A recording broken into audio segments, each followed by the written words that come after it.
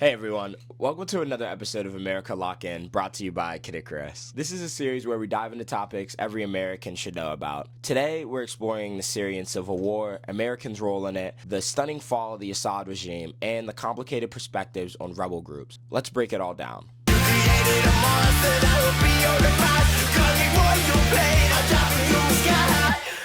The Syrian civil war began in 2011 during the Arab Spring with protests calling for democratic reforms under Bashar al-Assad's authoritarian regime.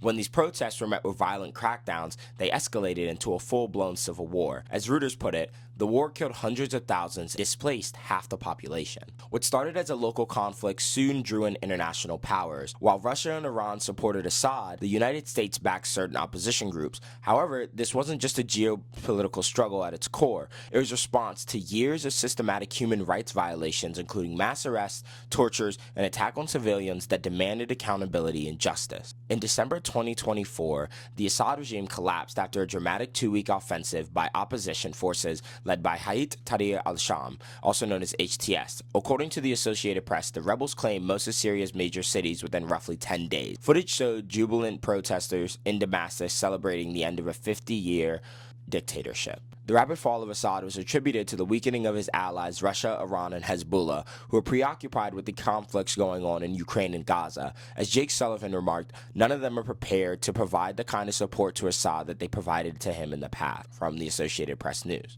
Americans' role in Syria has always been a balancing act. On one hand, we supported Kurdish forces to counter ISIS. On the other, we avoid direct involvement in the civil war itself. As President Trump stated, this is not our fight. Biden's administration continued this cautious approach, emphasizing strategic restraint. This policy shift reflects the broader priorities in the U.S. foreign policy, focusing on counterterrorism and minimizing entanglement in regime changes. Rebel groups like HTS played a central role in Assad's downfall, but their past affiliations complicate their image. Once an al-Qaeda affiliate, HTS rebranded in 2016, aiming for legitimacy. Yet, as France Info notes, many still view them as terrorists. Foreign fighters add another layer of complexity. For instance, around 100 French jihadists are believed to be in Syria. Some joined HTS, while others aligned with more radical factions like al-Qaeda splinter groups.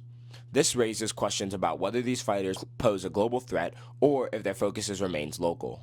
To understand the Syrian conflict, we need to examine several perspectives. That of the Syrian people, for many whom Assad's fall represents liberation, but fears of instability may still remain. That of the global powers, being that the US, Russia, and Iran all had stakes in Syria, but their strategies varied widely.